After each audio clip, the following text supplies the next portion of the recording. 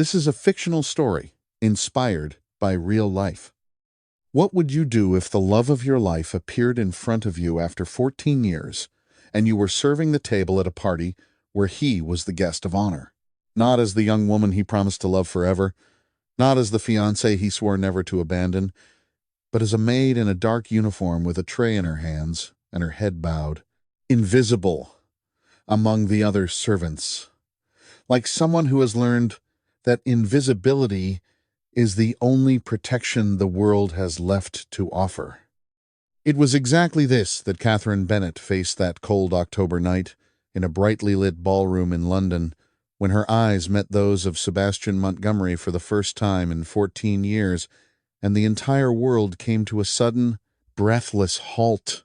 The ballroom of the Harrington family estate was filled with people of high standing, with crystal chandeliers that multiplied the light on the mirrored walls, and music that drifted softly from the musicians settled in an elevated corner.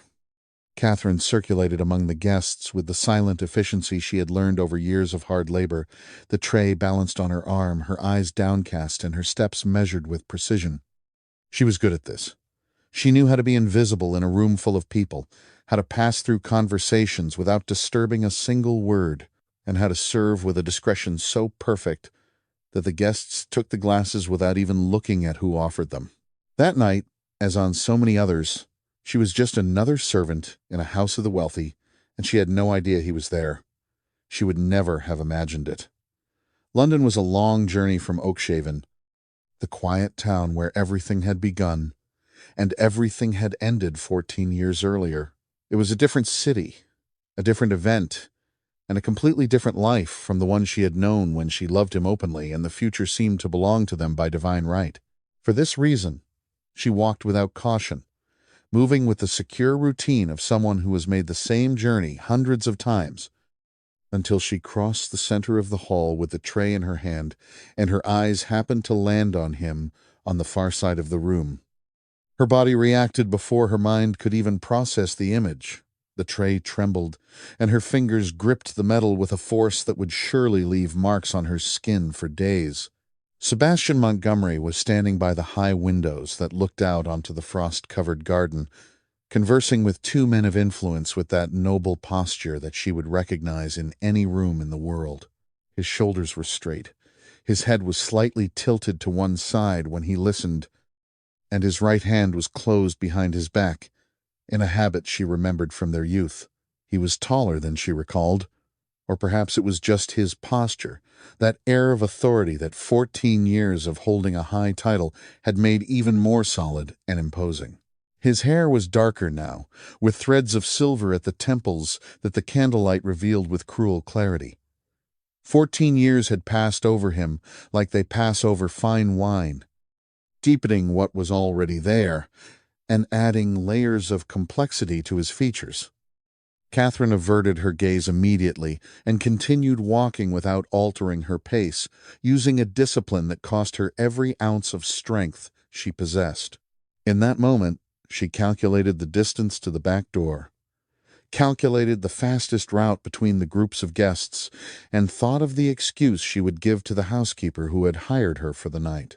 She thought of all this in seconds, her mind functioning with a cold clarity that her heart could not accompany, because her heart was doing something completely different.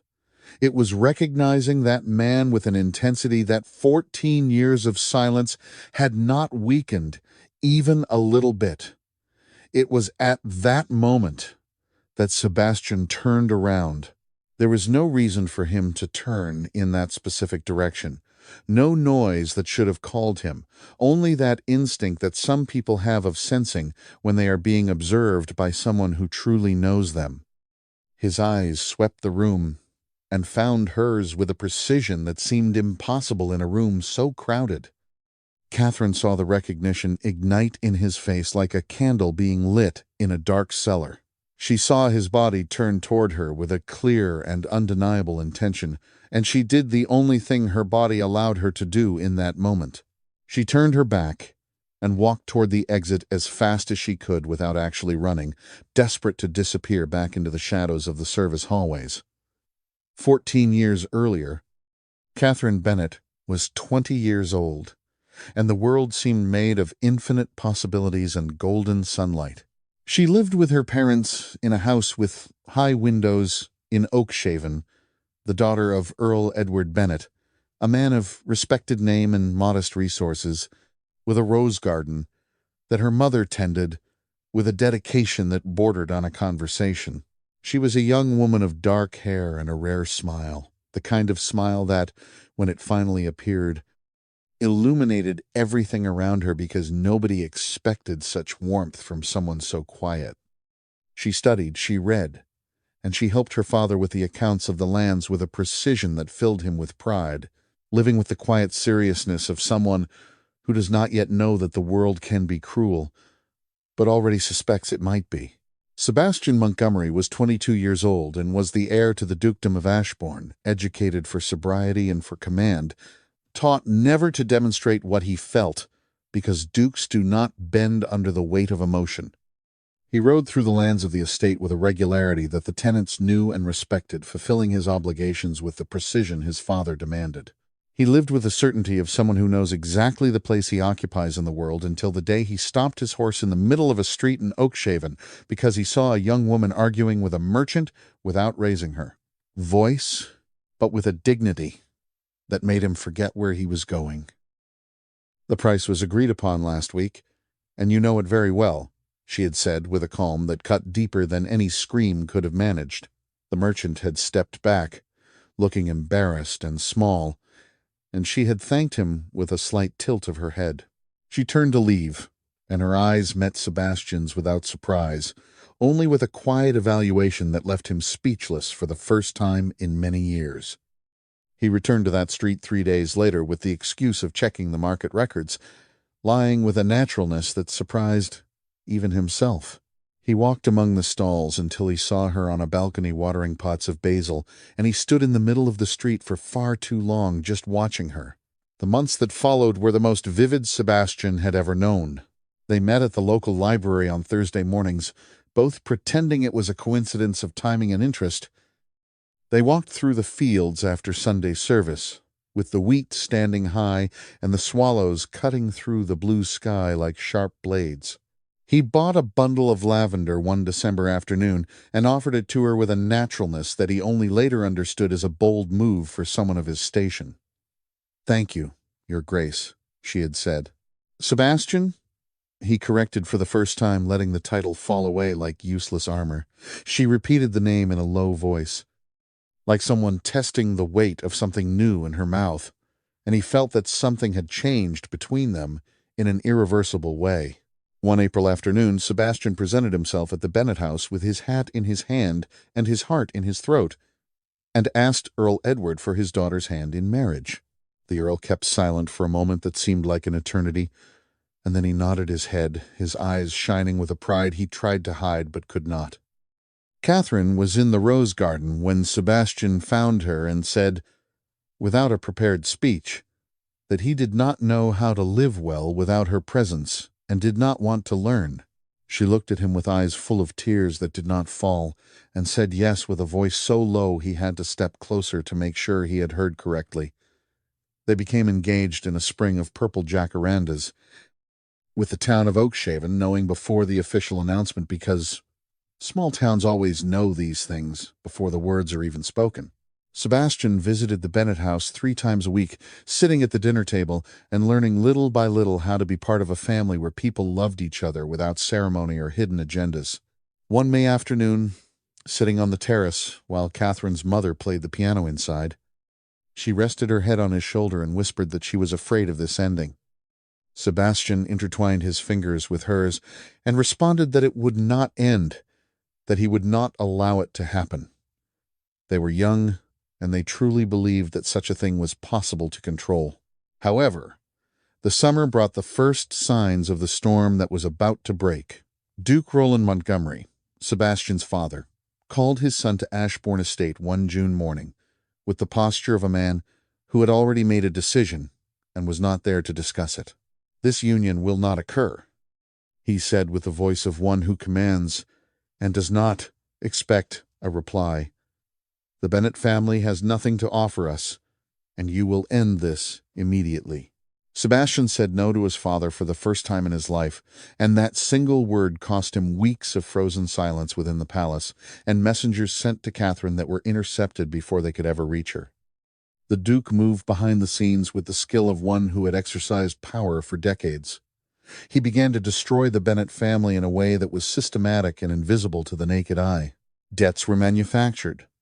Suppliers were paid to cut agreements, and intermediaries were hired to block any business the Earl attempted to conduct. It was a cruelty that leaves no visible marks but raises everything inside a person's life. The Earl resisted for months without saying anything to his daughter, carrying that heavy weight alone, as the men of his generation were taught to do. He watched the life he had built crumble piece by piece, unable to stop the decay. The letter from Duke Roland arrived at the Bennett house on a cold and definitive January morning. The Earl read it alone in his study for a long time. Then he called his wife, and then he finally called Catherine. The young woman entered and saw her father's eyes, those eyes that had always been firm and secure, now red and tired with a defeat inside that no words could describe. She did not need to read the letter to understand what had happened. She sat across from him and stayed still, her hands in her lap, waiting for what she knew was coming. The letter was clear. Either the engagement ended voluntarily, or the destruction of the family would be complete, public, and without any hope of return. Earl Edward looked at his daughter and said with a voice that broke at every word that he had no way to protect her if they continued. Catherine stood up, went to her father, and hugged him without saying a word. They stayed like that for a long moment, father and daughter holding each other while their world collapsed. She asked to be the one to speak to Sebastian, and her father accepted because he knew his daughter was the strongest person he knew. They met that same afternoon in a field of poppies that was dead in the winter, leaving only dry stalks and dark earth. Sebastian arrived first and stood in the middle of the field, his breath forming white clouds in the cold air.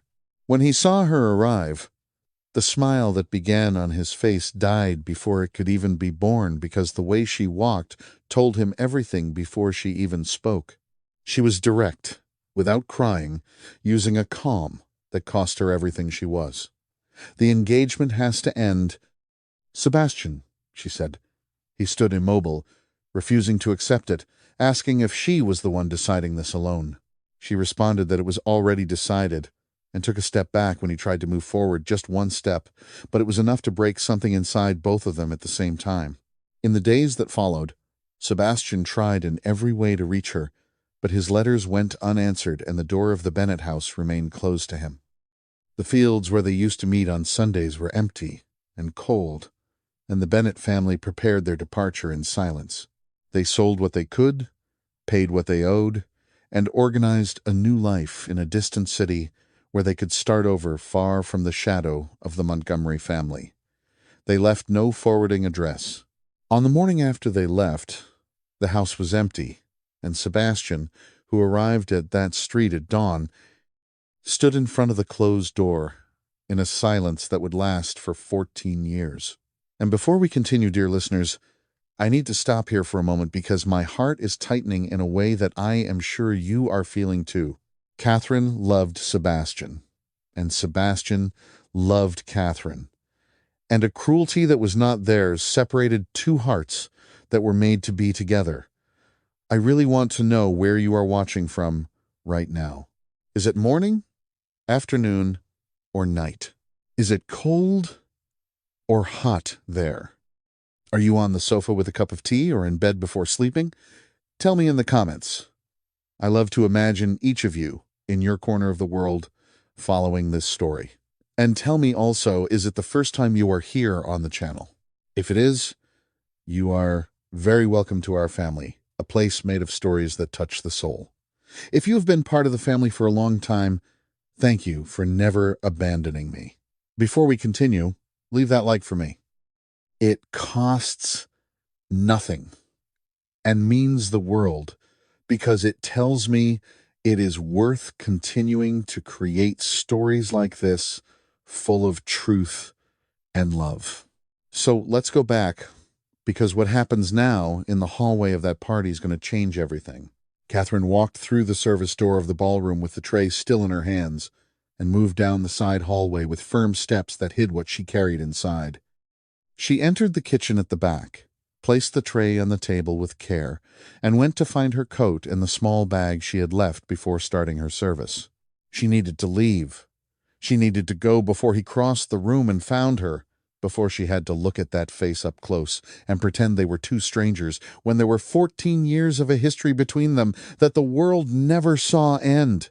She went out through the service door into the back garden of the estate, where there were fewer lanterns and the shadows were longer among the winter-pruned bushes. She walked toward the exit gate with calculated steps, her bag in hand and her coat pulled tight against the October cold. She was 3 steps from the gate when she heard the door open behind her. She stopped and stayed with her back turned for a moment longer than she should have, and then she heard his voice say her name.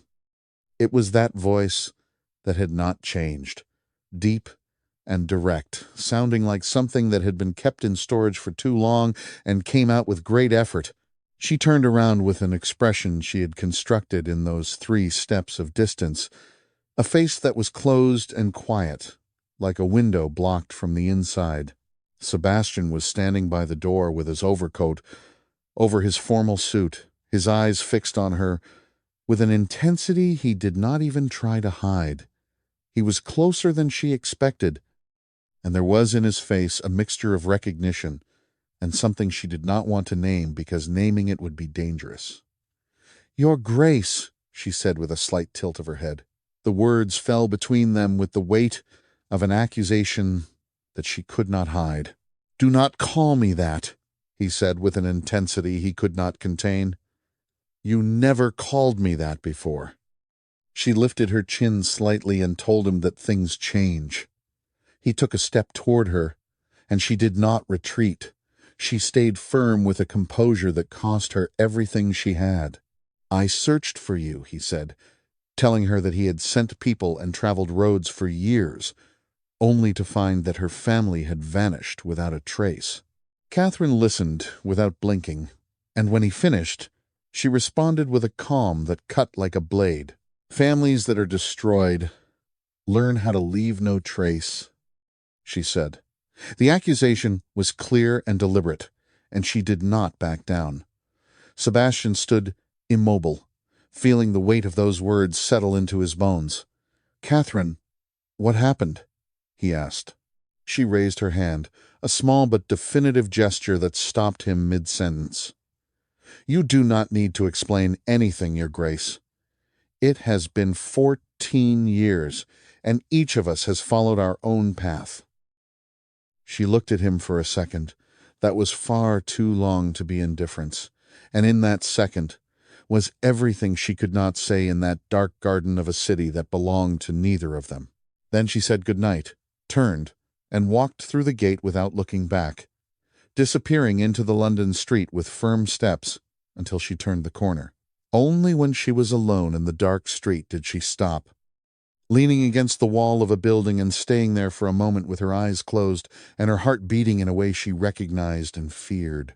It was that specific heartbeat that only Sebastian Montgomery had ever been able to provoke, and that 14 years had not taught her heart to forget.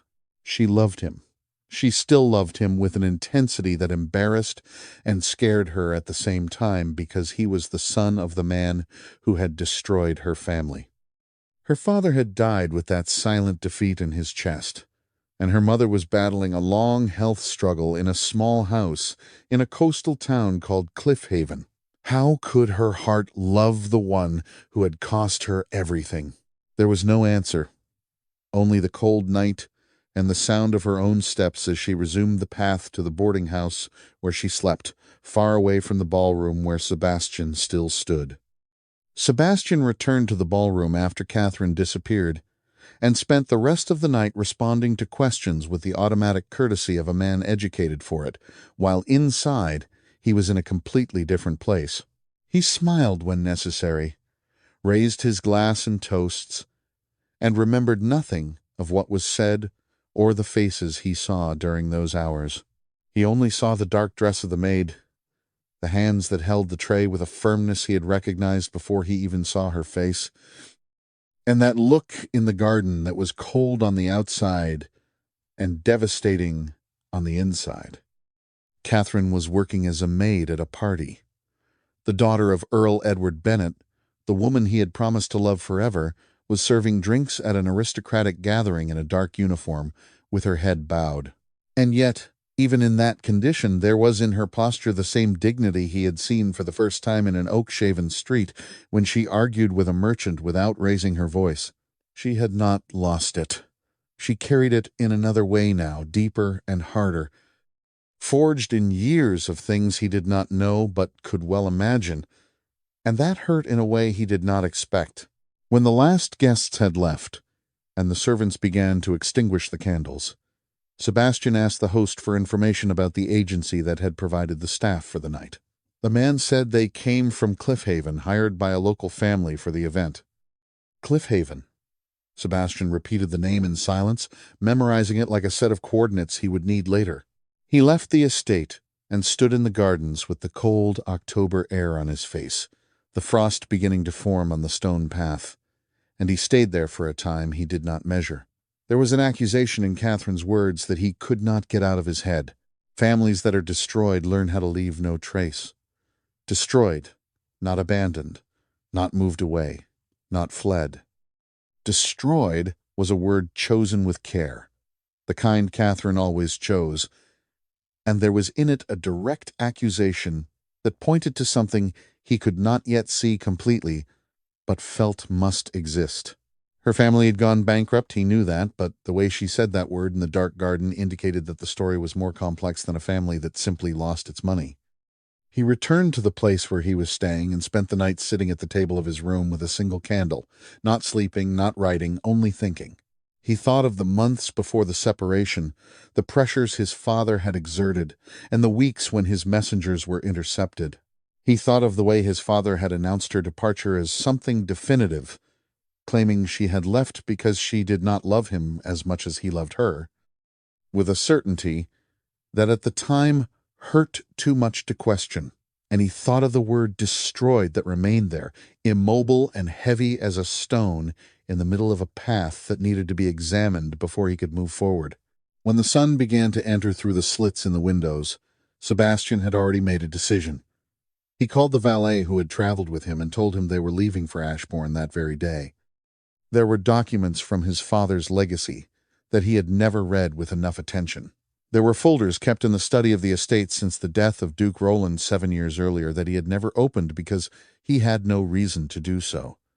Now he had one.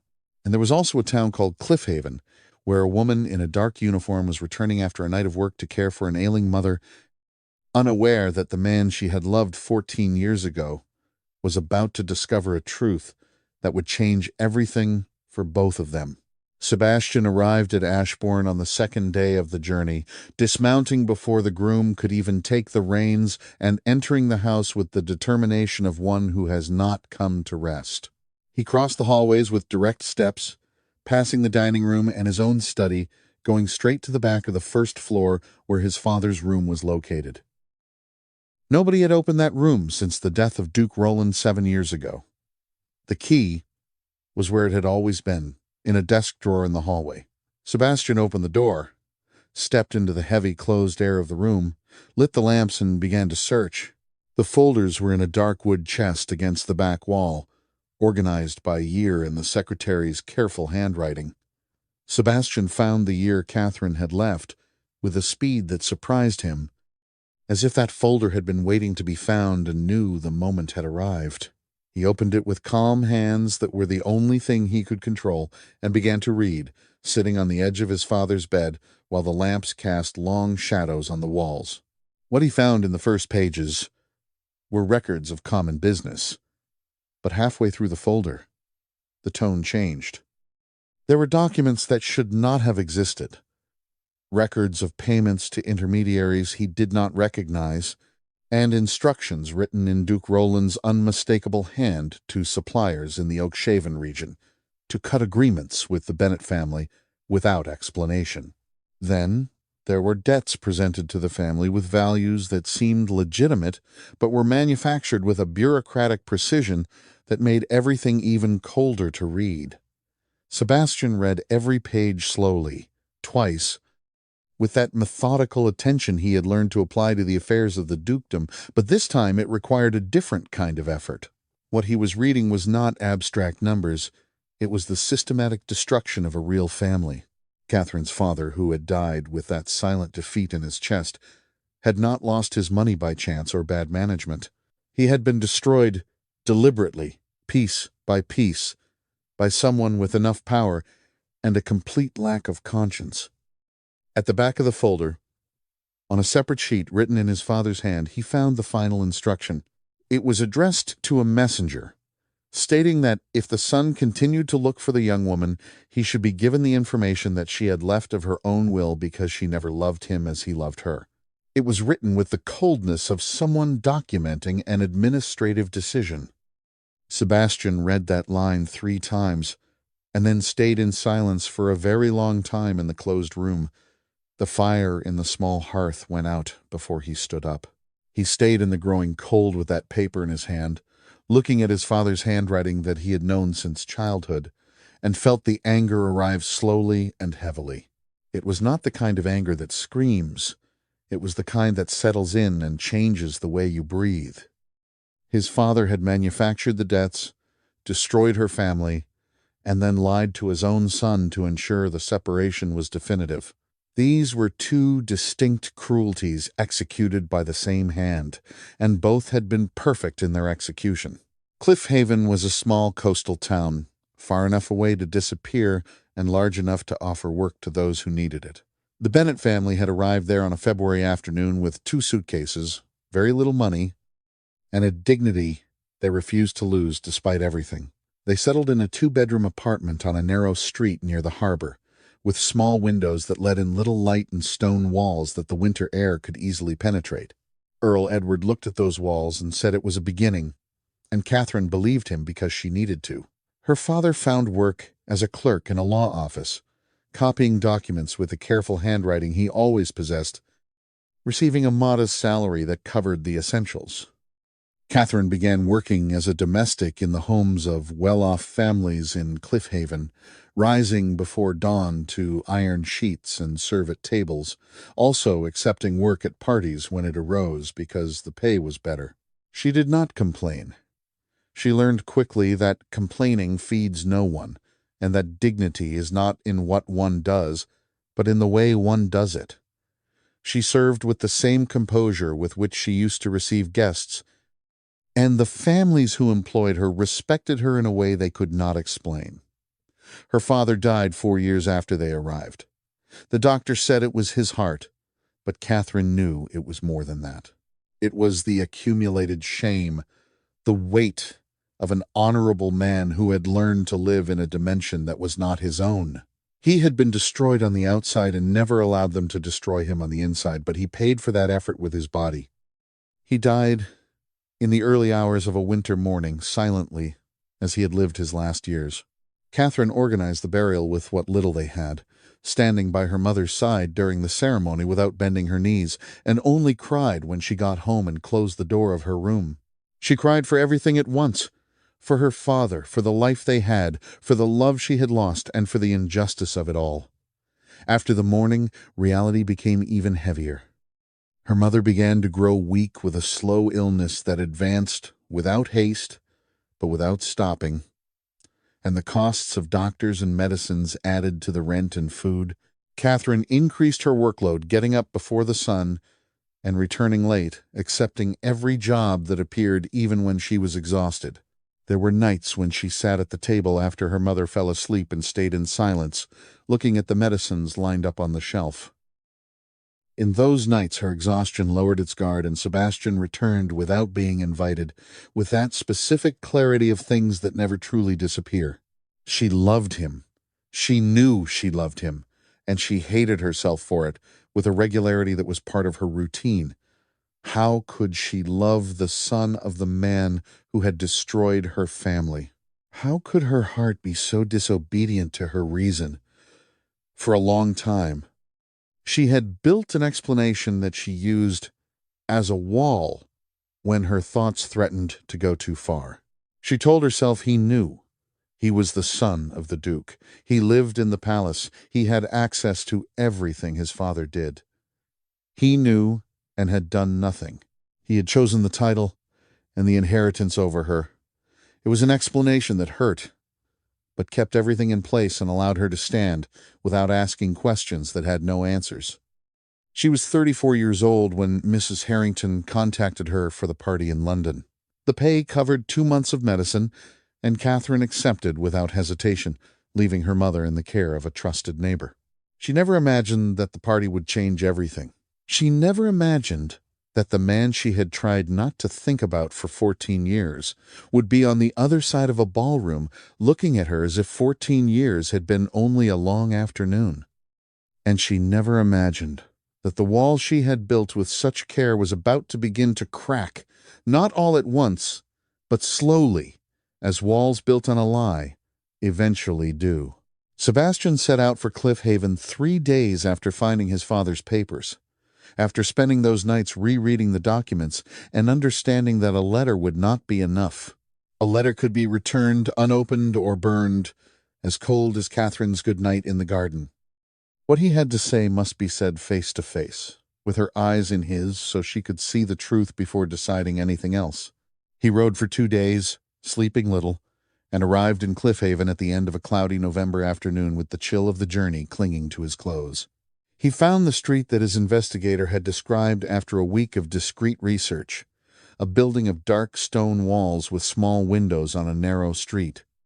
He climbed the stairs with his heart beating in a way he did not recognize as an adult, but as the 22-year-old young man who had stopped in the middle of a street because he could not move forward after seeing her for the first time. He knocked on the door. There was a long silence on the other side, then the sound of steps, and the door opened. Catherine stood in the doorway with a lamp in her hand and an expression that passed through several things in less than a second before closing into a composure that visibly cost her. They stayed looking at each other for a moment that had no measure, with the lamp between them casting a light that made everything more real and more difficult. Sebastian spoke with a low voice that did not tremble, only because he did not allow it. "I need you to listen to me. Just that. Then you can decide whatever you want." She stayed immobile for a long moment, and then she opened the door a little more without saying a word and stepped back to let him in. The house was small and smelled of medicine and candle wax. Sebastian entered with care and stayed standing by the door while she placed the lamp on the table and positioned herself on the other side, with her arms crossed over her chest. The room had a sewing basket on the floor, medicines lined up on a shelf by the window, and a blanket folded carefully on the back of a chair. It was an entire life compressed into a small space, and Sebastian looked at it all with a pain he could not completely hide. He went directly to the point because he knew her well enough to know she would not tolerate stalling. He told her he had found his father's papers. He told her what they contained, the manufactured debts, the payments to intermediaries, the systematic instructions to destroy her family. He spoke slowly, with the right words, without drama, because the truth did not need ornaments to be heavy. Catherine listened without moving, her eyes fixed on him, but her fingers gripping her own arms tightened as he spoke, and he saw that. When he reached the instruction given to the messenger, he stopped for a second. Then he said in a low voice that his father had sent word to tell him she had left because she never loved him as he loved her, to ensure he would stop searching. The silence that followed was different from all the others. Catherine stayed completely immobile, and there was now a small crack in her composure that she could not close in time. Her fingers released her arms, and she placed her hands on the table in front of her as if she needed support without wanting to admit it. The lamp between them illuminated a face that was trying to stay closed, but was breaking from the inside with a slowness she could not stop. Sebastian took the papers from his coat and placed them on the table slowly, without forcing anything, stepping back after leaving them. They were the most important ones, those containing his father's handwriting and the clearest instructions. Catherine looked at them for a moment without touching them, like someone observing something that might burn before deciding whether to reach out. Then she took the first sheet with care and began to read line by line with that precise attention she put into everything she did. Sebastian remained standing on the other side of the table in silence, letting her read without pressure, without filling the space with words that had not been asked for. She read everything, every page, every instruction, every record of payment. She reread some lines twice, the ones containing the Duke's handwriting. Sebastian watched her face and saw things happening beneath her composure. A slight tension around the eyes, a nearly imperceptible movement in her jaw, her fingers holding the sheets with a pressure that increased as she advanced. She was feeling everything, containing everything, and it cost her an effort that he saw and respected without naming. When she reached the last sheet, the one with the instruction to the messenger, she stayed immobile for a moment longer than with the others. Then she placed the papers on the table with careful precision, aligned the sheets with her fingers, and stayed looking at them for a time that Sebastian allowed to exist without interruption. The house was silent, except for the distant sound of the street and the rhythmic breathing of her mother sleeping in the next room. The sound Catherine heard every night, and that reminded her of everything she had to continue. Sustaining. Sebastian waited. "Are you sure he did not show you these papers?" she finally said with a voice that came out lower than she intended. It was not a direct accusation. It was a question that needed to be asked before any other never. Sebastian responded with a simplicity that needed no more. "I knew everything you know now at the same time you did." She raised her eyes from the sheets and looked at him for a long moment, searching his face for the sign she always sought when she was not sure of someone's honesty. She did not find it. She found only the same eyes that had never learned to lie well.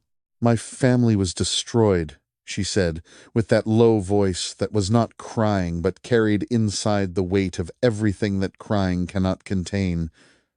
"My father died with a defeat that was not his. My mother is ill in this house." She paused. Sebastian did not try to fill the silence with explanations or apologies, because he knew it was not the time. She continued, saying she had spent 14 years hating herself for continuing to love him. The last sentence came out without seeming to have been thought through, and when she realized she had said it, she stayed immobile a second before averting her gaze toward the window with an expression of vulnerability and anger. Sebastian remained in silence for a moment that weighed more than any possible answer. Then he said in a low and direct voice that he had felt the same. For 14 years, every single day.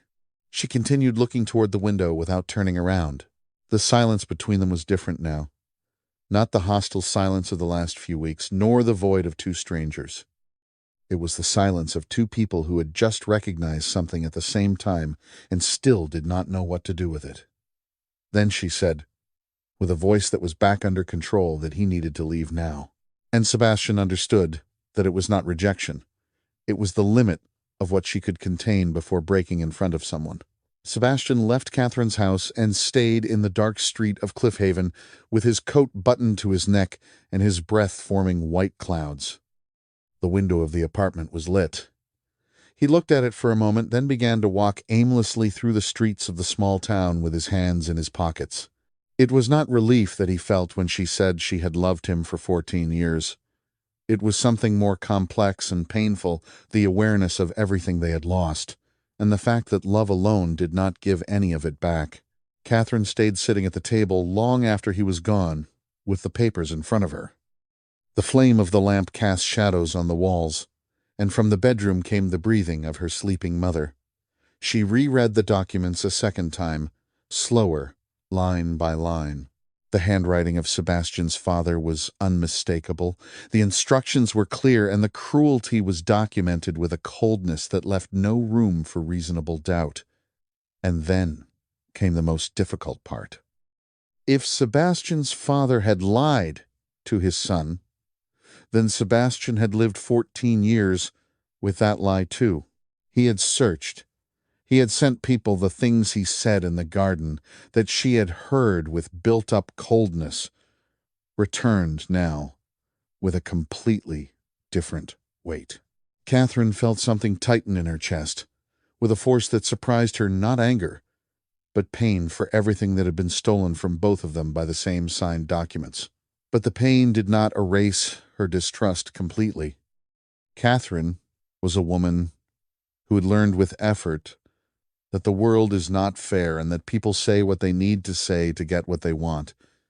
Sebastian appeared with documents at a moment when she was vulnerable.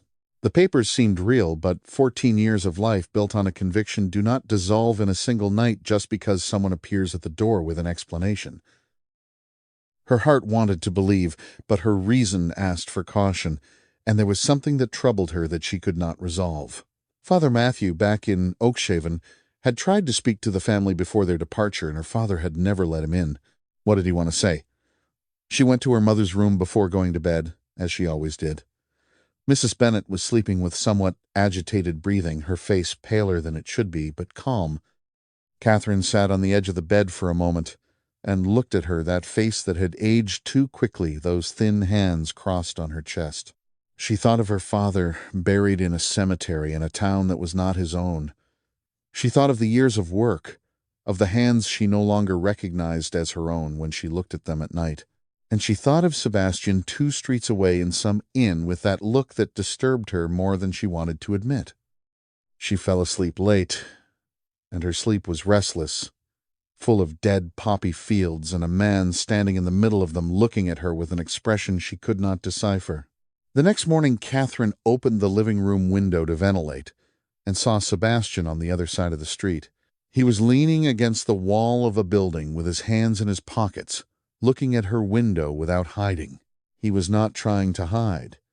He was not pretending to be there by chance. He was simply there with that patience. She recognized the patience of a man who had learned to wait because he had no other option. Catherine closed the window slowly and stayed with her back to it for a moment, with her eyes closed, breathing deeply. She prepared her mother's breakfast, helped her sit up, and stayed by her side while she ate slowly. The mother listened and responded with that tired sweetness of recent years, and sometimes looked at her daughter with an attention that said she understood more than it seemed. That morning, she asked only if everything was all right. Catherine said yes. The mother nodded, without insisting, but her eyes stayed on her for a second longer, with that soft wisdom of someone who has already lived enough to know that there are questions you don't ask twice, because the answer arrives when it's ready. When she went out to get the medicines at the pharmacy, Sebastian crossed the street toward her with direct steps. She did not stop. She kept walking. And he positioned himself at her side with a naturalness that irritated her precisely because it was so natural. "You are not leaving," she said without looking at him. "No," he confirmed, without apology. They walked like that along the narrow sidewalk of Cliff Haven, 2 adults who loved and lost each other, and who were now walking together under a cloudy November sky, with 14 years between them and no words sufficient to cover all of that. "I do not know if I believe you completely," she finally said, stopping in front of the pharmacy. She turned to look at him for the first time that morning. He held her gaze without looking away. "I know," he responded. "I am not asking you to believe right now. I am asking you not to decide before you are sure of what you need." She studied his face for a moment, searching for the sign she always sought, but found only the same eyes, as always more tired, more marked by time, but with that inability to lie that she had always recognized, and that she never knew was a weakness or the purest form of strength she knew. She entered the pharmacy without responding. He stayed outside waiting, with his hands in his pockets and his usual patience. When she came out with the medicines, he walked by her side on the way back without saying anything, without pushing. Catherine looked straight ahead during the whole journey. When they reached the building, she stopped at the entrance and said without looking at him that there was something she needed to check for herself.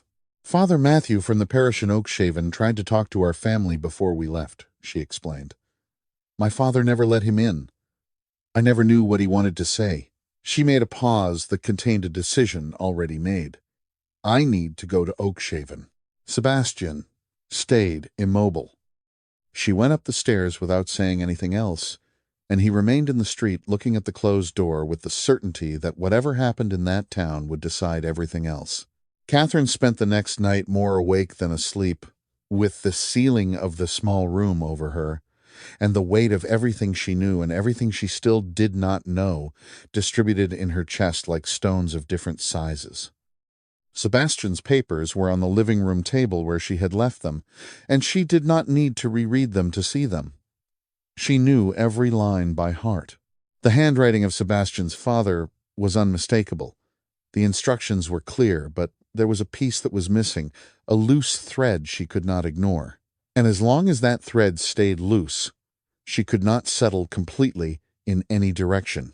Father Matthew had tried to speak to the family before they left Oakshaven.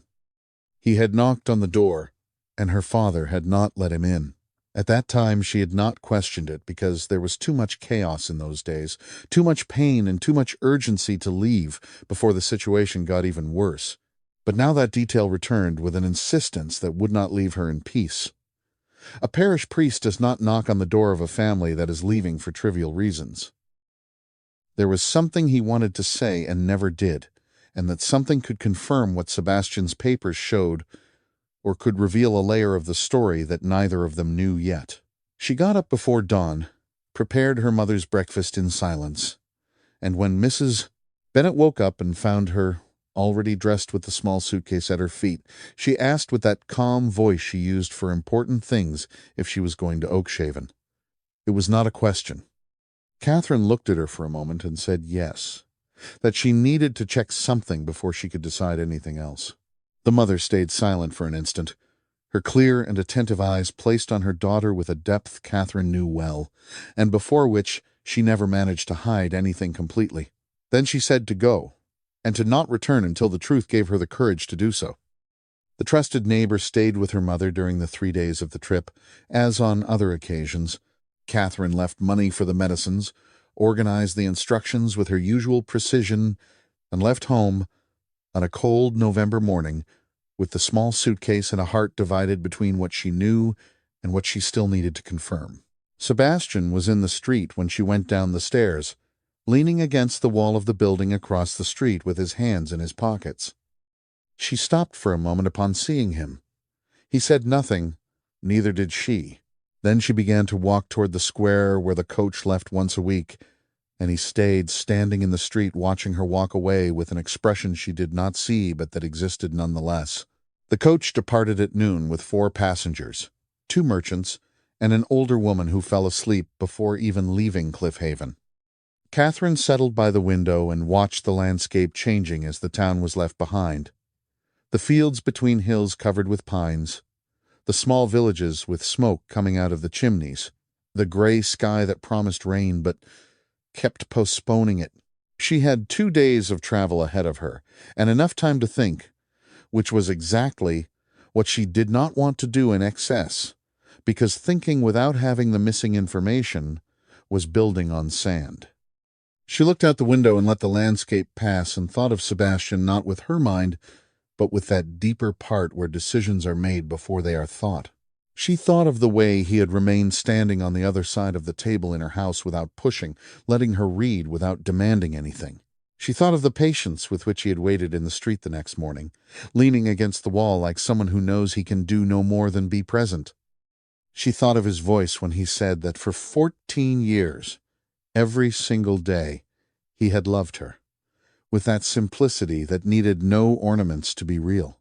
And she thought that there was a difference between wanting to believe and having reasons to believe, and that she was going to Oakshaven precisely to discover if those reasons existed outside of the papers and outside of his eyes. The coach arrived in Oakshaven on a cloudy afternoon of the 2nd day of travel, and Catherine felt the moment the town appeared at the end of the road with a contraction in her chest she did not expect. It was smaller than she remembered, or maybe she had grown in a way that made everything smaller. The light stone streets that the sun turned golden on summer afternoons were now gray under the closed sky, with dry leaves accumulated in the corners and the trees in the square naked for winter. It was the same town, and it was not, as happens with the places we know in one stage of life and visit in another, revealing in that difference more about ourselves than about them. She got off the coach in the central square with a small suitcase in her hand and stayed standing for a moment looking at the space she had known since childhood. The fountain in the center was still there with the water running in a fine and constant stream. The fabric shop where Sebastian had first seen her was closed, its windows covered from the inside, perhaps with a new owner, or closed definitively. The municipal library building had new paint on the facade, but the same dark wood door with the same iron handle. Things change, and do not change at the same time, and there is a particular strangeness in recognizing a place that also recognizes you. She stayed at a modest inn near the square, washed her face from the trip, and went out before it got completely dark toward the parish church. She walked through the streets of Oakshaven with a slowness that was not habitual for her, letting the memories arrive without trying to stop them. This time, the path to the library, the covered market, the street where the house she grew up in was located. She stopped in front of that street for a moment. The Bennett house belonged to another family now, with different curtains in the windows and a withered pot at the entrance that was not there before. It was strange to look at a place that had been hers and see someone else's life inside. She breathed deeply and continued walking. The parish church was a dark stone building with a bell she remembered hearing on Sundays, with a small garden in front where children played after service. She entered with care, letting her eyes adapt to the interior dimness and the smell of incense and old wood that was the same in all churches and therefore smelled of something prior to concrete memories, something that belonged to all childhood and not to a single moment. A sexton sweeping the side aisle looked up as she entered, and she asked for Father Matthew. The man said the priest was in the back garden and that she could go see him. The back garden was small, with a stone bench and an old fig tree in the center whose bare branches stretched against the gray sky like open fingers. Father Matthew was sitting on the bench with a closed book in his lap, and his gaze on the branches of the fig tree with the serene attention of one who seeks something that is not in books, and that sometimes appears in simple things if one has the patience to wait. He was a man of completely white hair, and a back slightly hunched by time, with large and quiet hands resting on the book. Catherine stopped at the entrance of the garden, and the priest felt her presence before seeing her. He turned with that quiet slowness of one who does not startle easily, and his clear eyes rested on her with an attention that grew into recognition. He closed the book slowly, stayed looking at her for a moment that lasted more than a simple recognition, and then said, with a voice that carried years of carefully stored weight that he had been waiting for her to come, he just didn't know if it would still be in his lifetime. They sat on the stone bench of the garden, with the last lights of the day gilding the stones around them, and the cold November wind moving the branches of the fig tree with a soft whisper. The priest asked how she was, how her mother was, and listened to the answers with genuine attention, without haste, with the patience of one who has learned that important things need a moment of breathing before being said. Catherine responded with anxious brevity, eager to get to what she needed to hear, but unable to rush this man who carried what he carried with the quiet dignity of one who knows that some truths need the right time to be told. The priest began slowly, organizing the words with the care of one who has reviewed the story many times in his memory throughout the years and knows exactly where it starts and where it ends. He had known of Duke Roland's maneuvers through a man from Oakshaven, whom the Duke had hired as an intermediary for part of the scheme, and who later repented and came to confess. The seal of confession had prevented him from speaking publicly at that time, but that man had died 2 years after the family's departure, and his death released the priest from that silence. Too late to find the family that had already gone, without leaving an address, but he had kept everything waiting. lighting a candle every week with the intention that the truth would reach those it should reach.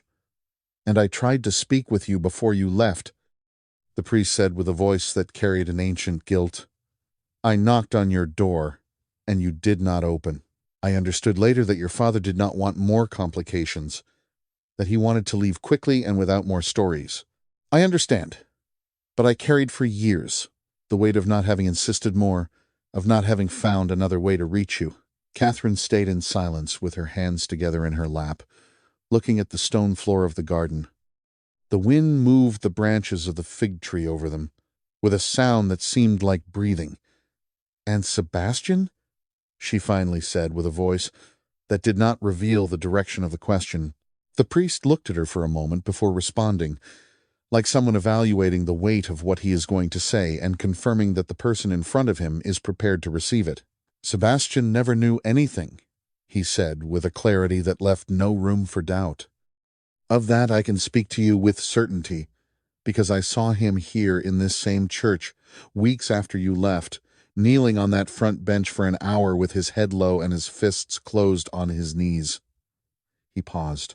A man who knows his father destroyed the family of the woman he loves does not have that kind of pain. He has guilt. He had only loss. Catherine stayed completely immobile. The garden was silent, except for the wind and the distant sound of another bell in the lower part of the town. The priest continued with the same paused and clear voice. The Duke's family made the information reach him that you had left, by your own will, that you did not love him as he did you. He believed because he had no reason not to believe. He returned to Oakshaven in the first years asking for you, and I saw that man walk the same streets with the eyes of one who still seeks something he knows is lost, but cannot stop seeking. He paused longer afterward. The visits ceased. I thought time had done its work. I did not know he had never moved on. The tears arrived without warning, which was the way they arrived on the rare occasions they did. They were not tears of despair. They were the kind that come when something that has been crooked for a long time finally straightens out. It was a different and cleaner pain than all the others. The pain of understanding that 14 years of resentment had been misdirected and that there are losses that cannot be returned, but that at least now have the correct Nama. The priest stayed in silence by her side without pressing her, with the patience of one who knows that there are moments that only need space to exist without anyone resolving them. Catherine let the tears run for a moment, then wiped her face with the back of her hand and breathed deeply, looking at the garden that was darkening around her with a new serenity she did not expect to find there. The priest placed his hand on her arm delicately and said that there are things time hides and that only courage has the patience to find.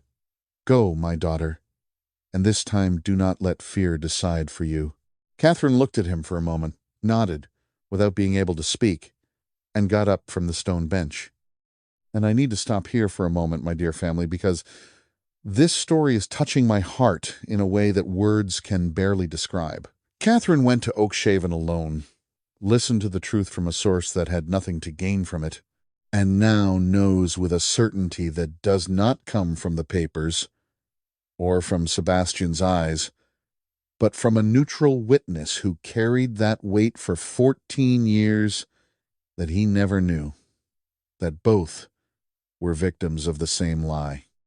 I want to know very much what you are feeling now in the comments.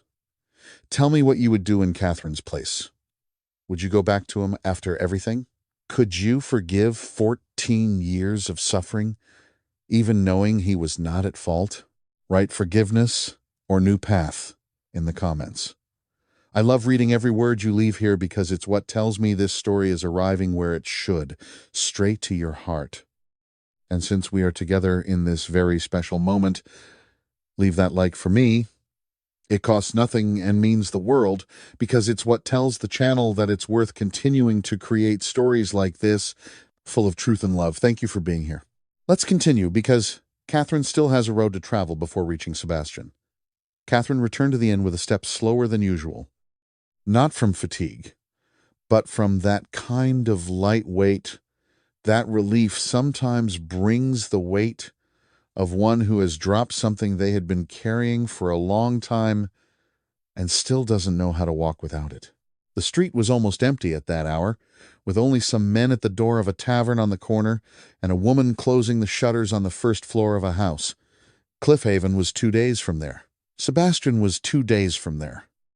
And there was now inside her a certainty the priest had confirmed with the serenity of one who has nothing to gain from lies, the certainty that everything she had believed about Sebastian's complicity was false. She stayed sitting on the bed of the inn for a long time with her hands in her lap, not thinking in an orderly way, but letting the pieces settle with the weight they deserved. 14 years.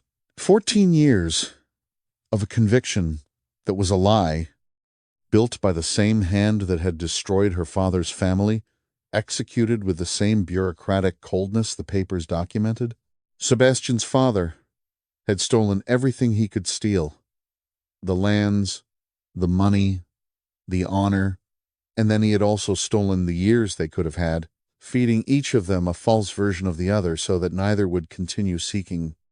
She thought of her father, of Earl Edward, who had died with that silent defeat in his chest, who never knew the cause of the destruction was documented in a palace archive waiting for someone to open the correct folder. She cried for him that night with a quietness different from all previous ones, not the cry of recent mourning or that of accumulated fatigue, but the cry of one who cries for someone finally knowing that the injustice they suffered had a name and proof, and that the world now knew it. It was little, it was late, but it was something. She thought of her mother, of Mrs. Bennet, with her tired sweetness, and the eyes that understood more than the daughter said. The mother never spoke of Sebastian directly in the 14 years after leaving Oakshaven, never asked or commented, but there was in her occasional questions about the daughter's well-being a specific attention Catherine now recognized. The mother knew the daughter had never forgotten, and let her carry that alone because she knew she needed to reach her own truth in her own time. She fell asleep late and woke early, with that clarity of purpose that sometimes arrives after a difficult night, as if sleep had ordered what wakefulness could not. She got up, washed her face, packed her suitcase with the usual precise movements, and went to the bakery in the square to buy bread before taking the returning coach. While waiting for the baker to wrap the bread, she looked at the square of Oakshaven slowly waking up, market stalls being set up, children crossing the stone path on the way to school, smoke from chimneys rising straight in the cold morning air. It was a common and quiet scene, and she looked at it with the sensation of one who says goodbye definitively to a place, not with sadness, but with the peace of one who has closed something that needed to be closed. The coach departed at noon, with the same November cold and the same gray sky as the trip there. Catherine settled by the window, and this time she did not need to avoid the thought. She let it go directly where it wanted to go, toward Cliffhaven, toward the narrow street, toward the illuminated window of a small house, toward a man who had waited without her asking him to and who was still there. What she was going to say when she arrived she did not yet know in words, but she knew it in the rest, in that part that does not use words and is therefore more honest than everything else. She was going back, and this time she was not going to retreat.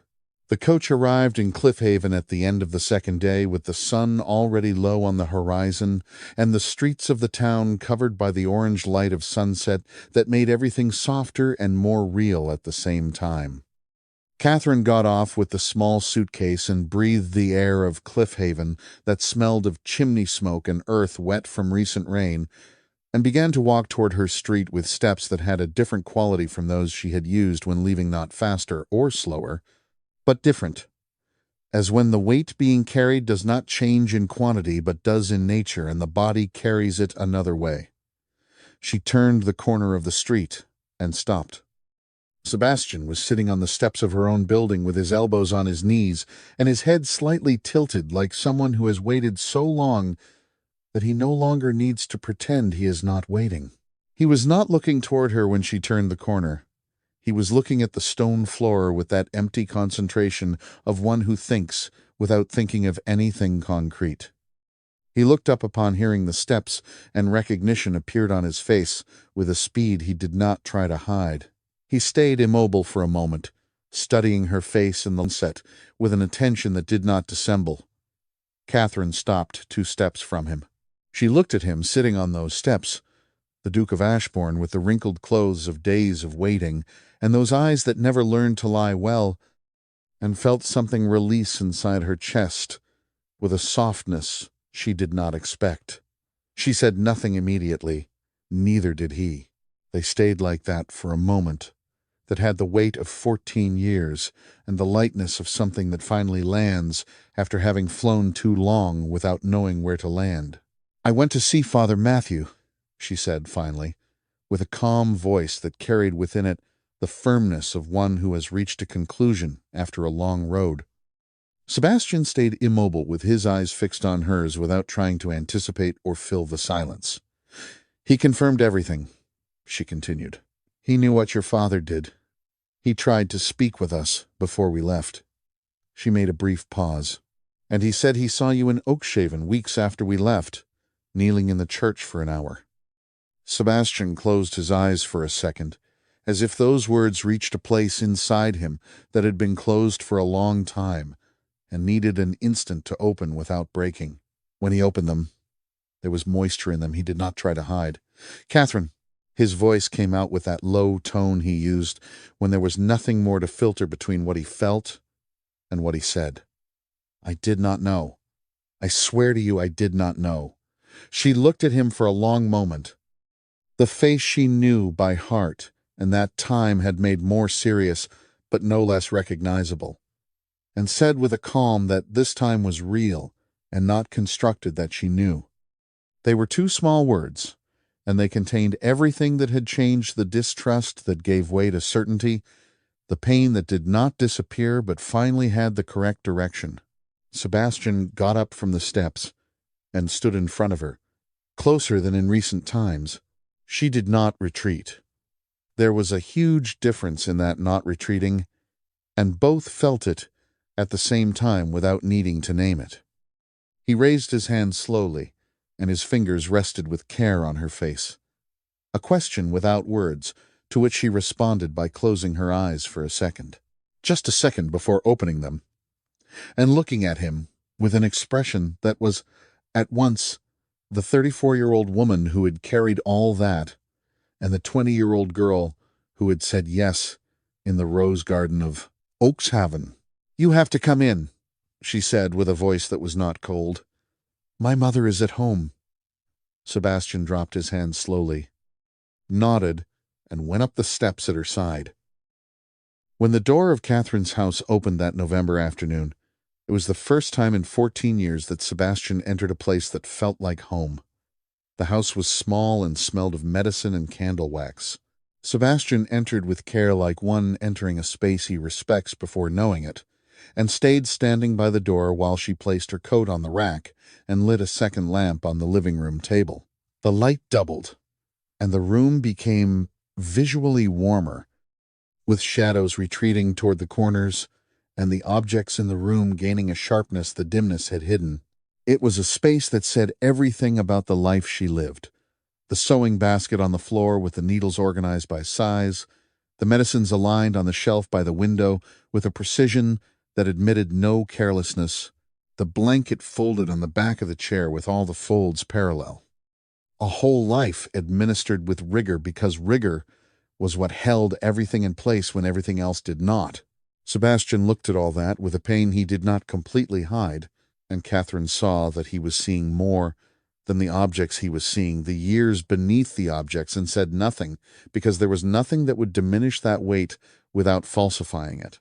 She positioned herself at the side of the table, not with crossed arms this time, but with her hands resting on the wooden surface, and stayed looking at him with an openness that was new and cost as much as coldness had before, just in a different way.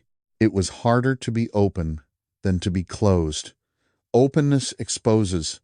Coldness protects. She chose openness and felt the effort of it in every muscle of her face. "My mother will wake up soon," she said with a quiet voice. I want you to be here when she wakes up." Sebastian stayed immobile for a second, and in that second there was an emotion he did not expect to receive, and which therefore arrived, without defense, the emotion of being invited to be present at an important moment, of being treated not as an uncomfortable visitor but as someone who belonged to that space.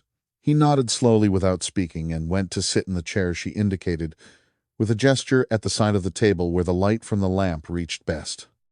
They stayed in silence for a moment that was not empty, which was the silence of two people who said what had to be said in recent weeks, and who were now learning to be together in another way, not in confrontation or explanation, but in the simple presence of each other, in a small room with the smell of medicine and the lamplight and the distant sound of the city outside. Sebastian looked at her hands resting on the table, the hands he knew from Sunday afternoons in Oakshaven, and which now had other marks work written on the skin in a way that doesn't disappear but also doesn't embarrass, and felt a tenderness he didn't know where to place. "How is she?" he said, with a low voice that indicated the mother without needing to name her. Catherine stayed a moment before responding. "Better than a year ago. The doctor says that with the correct care she can stabilize." She made a brief pause. "Until now, the correct care depended on what I managed to earn."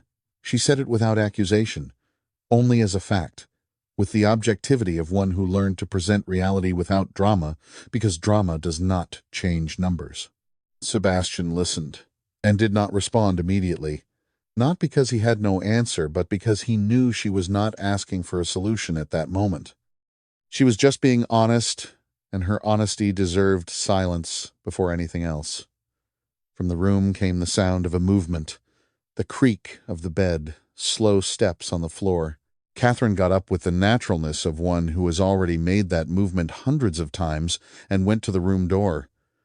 She opened it with care and said in a low voice that there was a visitor. There was a moment of silence from the other side of the door, then the voice of Mrs. Bennet, weaker than Sebastian remembered, but with the same cadence, telling him to come in. And Catherine turned toward him with an expression that was both an invitation and a soft warning, the expression of someone who opens an important door and wants the one who enters to understand the weight of what he is crossing. Mrs.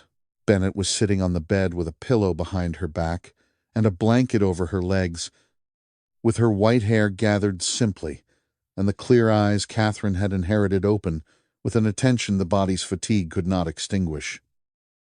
She was more fragile than Sebastian remembered of a woman who played the piano on Sunday afternoons with a lightness in her fingers that seemed to cost no effort, but there was in her a presence that time had not diminished, that specific quality of some people who occupy space with a quiet authority that does not need to be declared to be felt. Sebastian entered the room with his hat in his hand and stayed standing by the door, giving her space to see him before advancing. "Mrs." Bennet looked at him for a moment. He let exist without filling it with words. It was a look that weighed without being hostile, the look of a woman who lost her husband, her health, and the years, and who has no patience for anything that is not completely real. Sebastian held that look without looking away, with the same seriousness with which he received the looks of the dukedom's counselors when they wanted to test him, but with a different humility. "I know who you are," she said finally, with a voice firmer than the fragility of her body suggested. "And I know what your family did to mine." Sebastian nodded with gravity. "I know. There is no excuse for what my father did. I did not come to ask for forgiveness on behalf of someone who cannot do it. I came because your daughter deserved to know the truth, and because there are things I need to repair while it is still possible to do so, Mrs." Bennet listened without blinking, evaluating every word like one who reads beyond what is said. After a silence that weighed with dignity, she said that her husband had died with a defeat that was not his, and that fact did not change. Sebastian responded that it did not change and should not have happened. She looked at him for a moment longer, then said with unexpected softness to sit down, "Son, and In those two words, there was an acceptance that was not easy forgetting or absolution. It was something more honest, the recognition that the world does terrible things through people, and that sometimes the only possible response is to continue being, just even when it is difficult. Sebastian sat in the chair Catherine brought from the other room, and the three remained in a conversation that began with care and gained a naturalness none of them expected so quickly. Mrs. Bennett asked direct questions about what Sebastian had found in his father's papers, about what he had done in the years following Catherine's departure, about what he intended now, and he responded with the same frankness because he understood in the first seconds that lying or softening in that room would be an insult that woman did not deserve. Catherine stayed sitting beside her mother in silence during part of the conversation, observing both with that attention she put into important things. When Mrs. Bennett began to show signs of fatigue, Catherine got up and said her mother needed to rest. Sebastian also got up, and when Mrs. Bennett extended her hand, he took it with care, and she said with a voice that was almost a whisper that her husband would have wanted to have this conversation, that he was a just man and liked justice even when it arrived late. Sebastian could not respond with words. He nodded with eyes that betrayed him for a second, and left the room behind Catherine, closing the door with the care of one who closes something precious. They returned to the living room, and Catherine prepared tea with her habitual movements. The teapot, the cups, the honey the mother always took before sleeping. Sebastian stayed sitting at the table observing that routine with an attention she felt but did not comment on. There was, in the small things of Catherine, in the way she folded the tea towel before leaving it, in the way she placed the cups aligned with a precision that was not rigidity, but habit, a narrative of 14 years that words could not tell with the same fidelity. It was the narrative of a woman who learned to live alone with efficiency and who carried that efficiency in her body like a second skin. When the tea was ready, she brought a cup for him without asking if he wanted it, and he received it without commenting that she knew he took it without sugar, which was one of those small things people who love each other know of each other and which remain even when everything else changes. They sat across from each other with the cups between them and the lamplight, creating a circle of heat the cold night outside made sharper. It was a domestic and simple scene, the kind of scene Sebastian had imagined hundreds of times over the years without a defined space to place it, and now it was there with all the correct contours. "What do you intend to do?" she said with that direct voice that was not aggressive, but also did not circle the matter. Sebastian left the cup and responded with the same directness that there were documents his man of laws was preparing in Ashbourne, the return of what was extorted from her family with correct values and the interest from the years that had passed. Catherine stayed in silence for a moment. "I did not come to ask for that," she said. "I know," he responded. "It is not for that I am doing it. It is because it is just, and because your father deserves it to be done regardless of anything else." She stayed looking at him for a long moment with that attention that pierced through the words and sought what was beneath them. Then she asked, her voice lower, "And besides that?" Sebastian understood that it was not a question about money.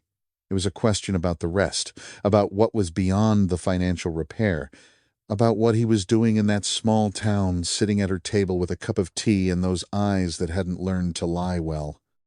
He breathed deeply and said with a simplicity that did not need to be elaborated that he wanted to be where she was, if she let him. Catherine stayed in silence. The lamp crackled softly between them. "It is not simple," she said finally. "My mother needs constant care. I have my work here, the families that depend on me, the life I built." Sebastian listened to everything without interrupting. When she finished, he said he had not come to ask her for another life, but for hers as it was, with everything inside it. She stayed looking at him for a moment that had the specific quality of moments that decide things, then said with a voice that was at once cautious and open that it was a big thing for a November night. Sebastian responded with that smile she had seen few times and had kept every one of that they had the rest of the nights for the details. They stayed talking for another hour about things that were large and about things that were small, about Ashbourne and Cliffhaven, about the winter that promised to be hard, and about the school on the lands of the dukedom Sebastian wanted to create for the children of the workers, an idea that came out of the conversation naturally, and that Catherine received with an attention that said she was truly listening. The night advanced outside, with the cold and silence of the small town, and inside the small house of Cliffhaven, the lamp was consuming the wax with the slowness of things that burn in a controlled way, and therefore last. Sebastian returned to Ashbourne the next morning, as he said he would. He did not stay more than necessary, and did not promise more than he could fulfill, which were two things Catherine noticed, and which were worth more than speeches. He left early, with the same clothes of arrival and the same determination of one who has concrete things to resolve, and Catherine stayed at the living-room window for a moment, after he disappeared in the street, not with the sadness of departure, but with something closer to expectation, the expectation of one who knows there is a next chapter, and who can wait for it without fear. In Ashbourne, Sebastian went directly to meet with Arthur, the man of laws who had served the Montgomery house for decades and who had received the instructions before the trip to Cliffhaven with his usual professional discretion. The documents were almost ready. Only the final signatures and the verification of values, with a second notary Arthur had consulted for precaution, were missing. Sebastian sat in the study with Arthur for an entire afternoon reviewing every number, every calculation, every line of the documents, with the methodical attention he put into all affairs of the dukedom. But this time it had a different weight, because it was not an affair of the dukedom, it was an affair of justice. The values were significant. The debts manufactured by his father were high, and the interest from 14 years transformed everything into a sum that represented not only the repair of what was taken, but the possibility of a different life for Catherine and her mother. Sebastian signed everything without hesitation with that straight and precise calligraphy he used in official documents, and handed the papers to Arthur with clear instructions on how to proceed. Then he went to the main house, went up to his father's room, which he had not opened again since the night he found the folders, and this time he entered not with the urgency of investigation, but with the calm of one who comes to put order in something that needs order. He took all the folders from the chest and ordered them to be kept in the official records of the dukedom, not destroyed, because the truth deserved to be somewhere even if no one else needed to read it. Then he ordered the room to be ventilated, brought flowers from the garden that a servant arranged in a simple vase, and closed the door with a key that this time did not return to the hallway drawer, but stayed in his vest pocket near his heart as a reminder that some closed doors need to stay closed for reasons different from those that close them. He spent the next days dealing with the affairs of the dukedom with his usual efficiency, meetings with the councillors, visits to the lands, correspondence with other families in the region, but there was in all that a lightness the councillors noticed without knowing how to name it. The duke seemed the same but different, more present in conversations, faster in deciding, like someone to whom something that was missing had been returned without anyone around knowing what it was. He wrote a letter to Catherine that week, short and direct like all the things he said to her, saying the documents were ready and that he would return to Cliffhaven when she was ready to receive him. The response arrived 5 days later with the small and precise handwriting he had memorized without realizing decades before. It said only that he could come whenever he wanted, and that her mother had asked for him. Sebastian read that sentence 3 times, then folded the paper with care and kept it in his vest pocket next to the key. It was little, and it was everything. It was Catherine saying the door was open without using those words because she never used words that were not necessary. Sebastian arrived in Cliffhaven a December afternoon with the snow that had begun to fall earlier than usual, and which covered the streets of the small town with a fine white that did not yet hide the stones but promised to cover them before night. He knocked on Catherine's door with Arthur's documents inside his coat, and his heart beating in a way he didn't recognize as typical for the Duke of Ashbourne, but which he recognized as his own, that deeper self that existed before titles and obligations, and which had never completely changed despite everything. Catherine opened the door with an expression different from all her expressions in previous weeks. It was not the constructed coldness of the London hallway, nor the careful caution of the mornings in Cliffhaven. It was a real opening, still with the edges of prudence, but with a genuine center, like a flower that opens slowly because it learned that opening too quickly has consequences. She let him in with a simple gesture, and Mrs. Bennet was in the living room rocker with the blanket on her knees and a smile that appeared when she saw him enter. They sat at the table, the three of them, which was already a disposition that felt natural after the first time, and Sebastian placed Arthur's documents on the table with his usual care, without ceremony, without a speech. Catherine read everything slowly, line by line, with Mrs. Bennet by her side, who did not read but looked at her daughter's face while she read, and whose face was changing as she saw her daughter's face change. When Catherine finished reading, she stayed in silence for a moment with her eyes on the papers. The values documented there represented the possibility of a different life. Medicines without bills, a house with more light, the dignity they had lost, and which money does not completely return but helps to rebuild. This was not necessary, she said with a voice that stayed mid-sentence. It was. Sebastian responded with a simplicity that admitted no discussion. She raised her eyes from the papers and looked at him, and there was in that look a vulnerability she rarely let show, the vulnerability of one who learned not to expect anything and receives something unexpected and does not completely know how to be with that without breaking. The path to a life rebuilt is rarely a straight line. It is a winding trail through the thickets of memory and the high peaks of hope. Mrs.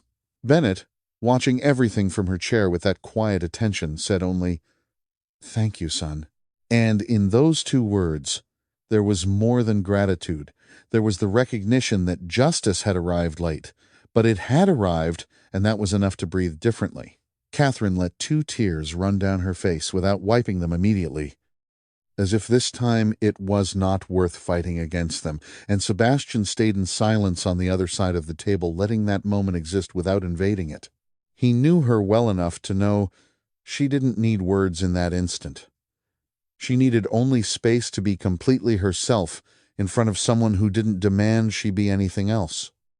It was the first time she had cried in front of him, and there was in that first time an intimacy that none of the words of recent weeks had managed to create with the same depth. In the days that followed, Sebastian stayed in Cliffhaven with that patience Catherine had been learning to receive without resistance. There was a routine that was naturally born between them without being planned, the kind that only arises between people who truly know each other and therefore do not need to negotiate every detail. He appeared in the morning with fresh bread from the bakery. She prepared her mother's breakfast with the usual precise movements, and sometimes the two stayed sitting in the living room, while the town woke up outside with that white December light the snow made sharper. Sebastian spoke to Catherine about the event he wanted to organize in Ashbourne, a meeting of the aristocratic families of the region, and told her what he intended to do at that meeting without detours. She listened in silence with the attention she put into important things, and when he finished, she stayed quiet for a moment. "You do not need to do that publicly," she said with a voice that had inside an emotion she controlled without eliminating. "I know," he responded. "I want to do it anyway." She stayed looking at him for a moment, asking why. He said it was because her father deserved it, she deserved it, and things that remain hidden tend to continue causing harm. She did not respond immediately. She got up and went to the window, watching the snow-covered Cliffhaven street with her hands on the frame, and Sebastian stayed sitting at the table, observing her with that attention that never pressed her, but that she always felt as a presence that was there and demanded nothing more than her being herself. Then she said, without turning around, that her mother was not in a condition to travel to Ashbourne. He responded that he would send the most comfortable carriage that existed, and the palace doctor would travel with her. She stayed in silence. "And you?" she said finally, still with her back to him. "Do you think I should go?" He said he thought she should decide. He just wanted her to know he wanted her to be there. She turned toward him with an expression that had inside what she was not yet ready to say with words, but which was there anyway, visible to anyone who knew her enough to see it. Sebastian knew her enough. He stayed immobile, letting her reach her own conclusion without hurrying her, with the patience he had learned to have, not by virtue but by love, which is the most honest form of patience. And Catherine stayed looking at him for a moment that had the weight of all they had been through and the lightness of all that was still to come. Then she said, with a voice that was simple and direct, to go. The preparation for the event in Ashbourne occupied Sebastian for the next 2 weeks, with letters sent to all families of position in the region, the palace halls opened and cleaned, the gardens prepared despite winter, the servants informed of what they needed to know. There was an energy in the palace that the oldest servants recognized as something they hadn't felt in a long time. An anticipation that came from the Duke and extended through the hallways like heat rising from a well-fed fireplace. And on the night before the event, sitting in the study where the drawer of never-sent letters no longer existed, Sebastian wrote one last letter, not for Catherine, but for himself. It said only one line. "Tomorrow, what was stolen begins to be returned." He folded the paper, didn't keep it anywhere, and let it burn in the fireplace with the lightness of one who doesn't need to keep what is no longer a burden. The carriage Sebastian had sent to Cliffhaven was the best of the dukedom, lined inside with dark velvet and thick cushions that made the stones of the road nearly imperceptible. The palace doctor traveled in the support carriage behind as promised, and Mrs. Bennet made the 2-day trip leaning back with the blanket on her knees, and her eyes on the landscape changing through the window, with the serene attention of one who appreciates things, with the awareness of one who knows the time to appreciate them is not infinite. Catherine remained sitting next to her mother during the entire trip, with her hand in hers, sometimes in silence, most of the time letting the landscape speak and letting the heart do its part without being disturbed. Ashbourne appeared at the end of the road on a January afternoon, with the low sun turning everything golden despite the cold. The palace on top of the hill, with illuminated windows and snow-white gardens, was a sight that the low light of the day cut through diagonally, creating long and precise shadows among the trees. Catherine watched that palace through the carriage window with a feeling that was not easy to name. There were memories of an afternoon when she had entered that building for the first time by her father's side, young and scared inside, but with her chin held high for a meeting that had ended with words that could not be undone. It was the same palace, and she was a completely different person, and also the same, which was the strangest and truest thing she knew about herself. Sebastian was waiting at the entrance gate when the carriage arrived, not at the top of the stairs in a host's posture, but at the gate, standing in the snow with his coat buttoned and his eyes on the carriage since it appeared on the road. When the door opened and Catherine got down, he stepped forward to give her his hand with a gesture that was at once ceremonious and completely personal, and she took his hand with a naturalness that surprised her. Then he helped Mrs. Bennet down with the care her fragility demanded, and Mrs. Bennet stepped onto the snow of Ashbourne with an expression Catherine didn't quite read, but which had something that looked like arrival inside. The palace inside was different from what Catherine remembered, from the only time she had been there, warmer, more inhabited, with flowers in the hallways despite the winter and a smell of wood and wax that was the smell of houses where people truly live. The servants received them with a respectful discretion that was not servility but genuine courtesy, and Catherine observed the way Sebastian moved among them, the name he used for each, the attention with which he listened to what they said briefly, and saw in that way of being the difference between a man who inherited a dukedom and a man who chose to be the kind of duke he wanted to be. Mrs. Bennet was settled in a first-floor room with windows overlooking the snowy gardens, with a warm bed, and the doctor who came to see how she felt after the trip and said she was, well, that a day's rest would be sufficient. Catherine stayed with her mother until she fell asleep, sitting on the edge of the bed as she always did, and when her mother's breathing became rhythmic and quiet, she got up with care and went to the room window to look at the Ashbourne Gardens in the dark, with lanterns lit along the stone paths and the snow reflecting the light in a way that made everything clearer than it should be at that hour. Sebastian appeared at the room door without making a noise. He saw the mother sleeping, and saw Catherine at the window, and stayed standing in the doorway for a moment before entering. She heard the steps and did not turn. He went to the window and stayed by her side looking at the same gardens, and they stayed in silence for a time that had no hurry. Then she said in a low voice, so as not to wake her mother, that it was beautiful. He responded, also in a low voice, that it was becoming more beautiful now. She turned to look at him, and there was in her face an expression that was new, and that he hadn't seen until that moment, the expression of someone who arrived at a place they didn't know they were seeking, and who understands that that had always been the place. Catherine woke before dawn in the room they prepared for her on the second floor of the palace, with windows to the eastern gardens that were the first to receive the light.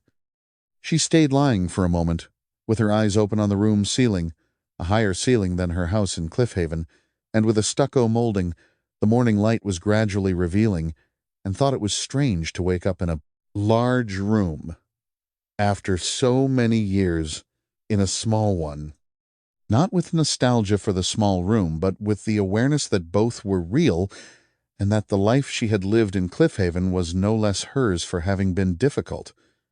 It was as much hers as anything else.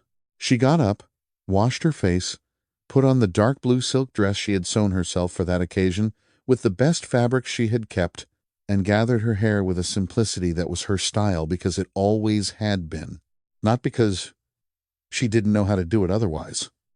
She stayed in front of the room mirror for a moment, not with the anxiety of one who seeks imperfections, but with the quiet attention of one who wants to be present in her own image, before being present in the world. She saw a 34-year-old woman with the marks of what she had lived in her eyes, and the dignity of one who didn't let those marks diminish her, and there was in that a beauty different from the beauty of 20 years, but which was more completely hers. She went to see her mother before going down. Mrs. Bennet was awake and sitting in bed with the pillow behind her back, with a better color than the day before, and eyes more alive than Catherine had seen them in weeks. The doctor had come earlier and said she could come down to the event for an hour if she remained sitting and without effort. Mrs. Bennet looked at the doctor with that expression she used when someone said the obvious with too much ceremony and said she would naturally be there. Catherine sat on the edge of the bed, and her mother looked at her for a moment with those eyes that understood everything. Then she said she was beautiful, daughter. Catherine took her hand for a moment and said she was fine. Her mother squeezed her fingers that was more than beautiful. On the floor below, the palace woke with the movement of the event's preparation.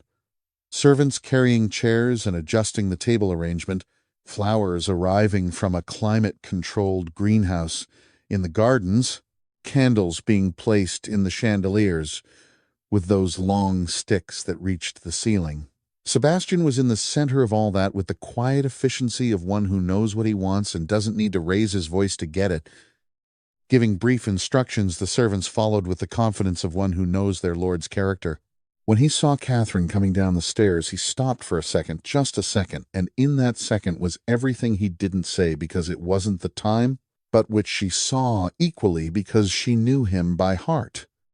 They had breakfast together in the small dining room next to the kitchen, which was the room where Sebastian ate when there were no formal visitors, and which had a simple wooden table and windows overlooking the kitchen garden with the herbs covered in snow. It was a room Catherine hadn't seen the only time she was in the palace, a room for everyday use without formalities, and the fact that he had taken her there instead of the formal dining room said something she received without comment. They ate with the quiet conversation of two people who had already passed the hard part and were now in the part that had room for simple things. When they finished, Sebastian stayed looking at her for a moment with an expression she recognized as the one he had when there was something he wanted to say and was choosing the words. She waited. He said with a low and direct voice that today would be an important day for her and for her father's memory for them. He paused and said he wanted her to be prepared for what he was going to do, not because she needed preparation, but because he didn't want to surprise her in a way that wouldn't be her. She looked at him, asking what he was going to do. He responded to what should have been done from the beginning.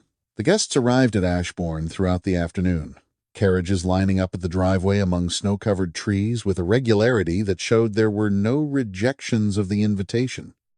Aristocratic families from the region, neighboring dukedom councillors, position merchants, representatives of other houses who had known Sebastian for years, and who arrived with the visible curiosity of one who doesn't know the reason for the meeting but knows the Duke of Ashbourne does not summon without reason.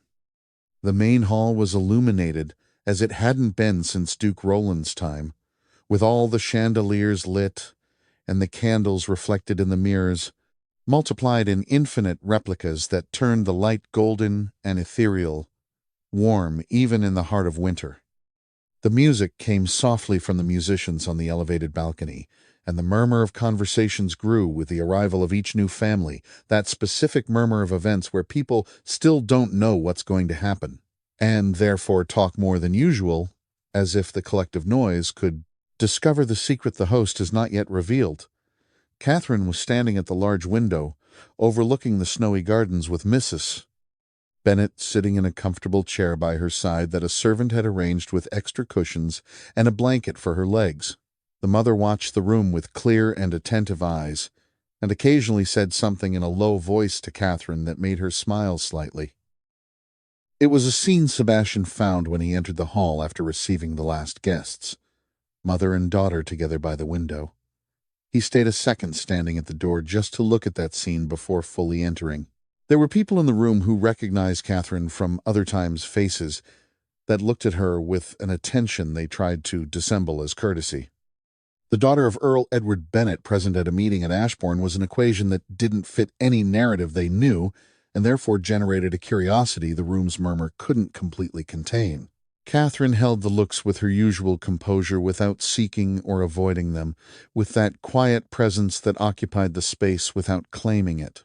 Sebastian moved through the hall with his usual efficiency, greeting, exchanging brief words, guiding people to their places with that natural authority that didn't need to be declared. But the guests who had known him longest noticed something different in him that night, a lightness under the seriousness, as if the weight he had always carried on his shoulders had changed nature without him changing his posture. When the guests were all seated, and the hall became quieter with the expectation of what was going to happen, Sebastian stood in the center of the hall, and the music stopped. The silence that settled was the kind of silence that occurs when many people decide at the same time to pay attention. Sebastian remained standing in the center of that silence, with his posture upright, and his eyes scanning the room for a moment before starting to speak, and there was in that instant a clarity of purpose. The guests felt, without being able to name the clarity of a man who knows exactly what he's doing, and who is not there to impress anyone but to do something that needs to be done.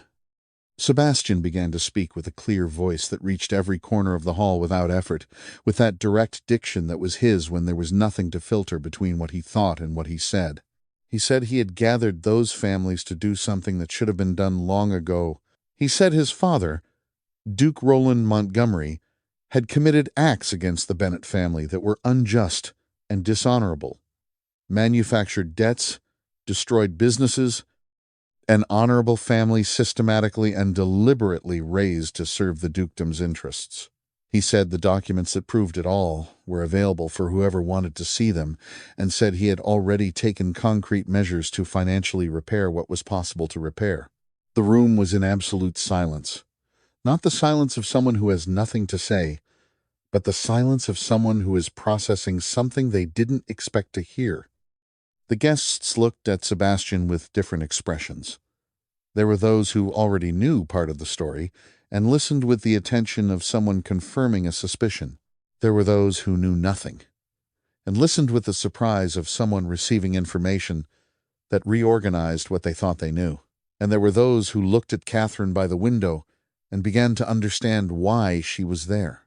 Catherine listened, standing by the window with her mother's hand in hers, and there was in her face an expression that was serene on the outside and completely traversed on the inside, not of shame, but of something closer to recognition, the recognition that what was happening was real, and that her father's memory was being repaired in a room full of people who knew the Bennett name. Mrs. Bennett held her daughter's hand with a strength that didn't seem compatible with the fragility of her body, and there was in her eyes a moisture she didn't try to hide. It was then that Sebastian began to walk through the hall in her direction. He walked with that way of walking she had always recognized as the way he walked when there was a decision made and there was nothing more to consider, direct and without hesitation, with his eyes fixed on hers from the first step. The room perceived before he reached halfway that he wasn't walking toward any abstract point, but toward a specific person, and the silence that was already dense became another kind, more charged, with all those people understanding at the same time that they were witnessing something that wasn't just a public declaration, but a moment that belonged to specific people, and that the hall had the privilege of witnessing. Catherine felt her heart accelerate, with a precision that only Sebastian Montgomery had ever caused her that specific beat. That 14 years didn't teach the heart to forget, and kept her expression quiet with an effort that cost her everything. As he approached through the silent room full of people, the mother squeezed her hand once with firmness, like one saying, "I'm here," and Catherine squeezed back without taking her eyes off Sebastian as he arrived. He stopped in front of her, stayed, standing for a moment looking at her with those eyes that never learned to lie well, and which in that instant were completely open, without the title's filter or public composure, just him, the same 22-year-old man who stopped a horse in the middle of a street because he couldn't continue after seeing her, older and more marked and with everything 14 years of life right on a face, but with the same eyes. Then he bent his knees and knelt before her in the center of the Hall of Ashbourne, and the room let out a sound that wasn't a word. It was just the sound of many people feeling at the same time. "Catherine," he began, his voice coming out with a clarity that reached the whole room but was only for her, who was the only person who existed in that moment for either of them. 14 years ago, my family stole everything from you. They stole your father, they stole your house, they stole the future you should have had, and they stole the years we could have lived together." He paused briefly, with his eyes fixed on hers. "I cannot return what was taken. There is no wealth enough, or words enough, to cover all that." The voice didn't tremble, but there was in it an intensity that reached the chest of whoever listened like a hand that squeezes with care. "But I can give you what still remains. I can give you the rest of my entire life, every day, every decision, every morning I wake by your side, if you give me that honor." The silence that followed had the weight of 14 years and the lightness of something that could finally happen. Catherine stayed looking at him, kneeling before her with all those people watching, and felt the tears arrive slowly and without permission, not of sadness, but of the kind that arrives when something that was broken for a long time finally joins in a way that doesn't erase the fracture but transforms it into something that holds and even has a beauty the whole piece never had. She didn't hide them. She let them be there as she had let the tears of Oakshaven, because this time there was no reason to fight against the things that were completely real. Sebastian, her voice came out low, but the room was in absolute silence and reached everyone. You spent 14 years looking for me. He nodded, with his eyes fixed on hers. And I spent 14 years loving you without wanting to. The room let out a collective sound that wasn't a word. It was the sound of many people who had just felt something they didn't expect to feel that January night. Catherine extended her hand, and Sebastian's fingers closed around it, with the care of one who holds something they almost lost and knows they won't let go again. Yes, she said, and in that single word was all they had lost, and all they found back at the same time. The years, the love, the future that had been stolen and was now starting.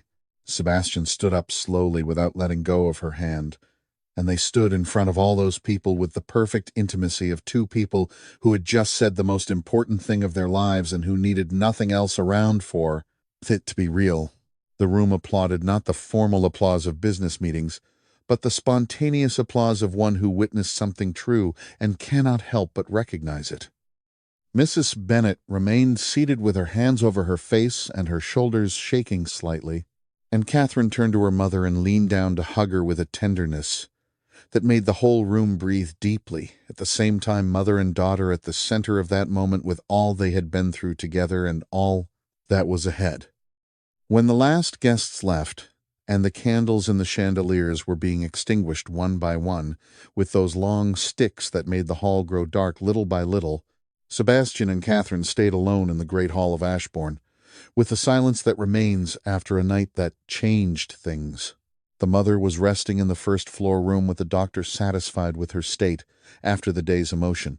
The servants moved with discretion through the hallways, collecting glasses and flowers, turning off what should be turned off. And they too stayed standing in the center of the empty hall, with the last candles still lit, and the snow falling outside with a softness that was seen through the large windows, like something the world did in silence while they were inside. Catherine went to the large window overlooking the gardens and stayed looking at the snow that covered everything with that white. The light of the last lanterns turned slightly golden.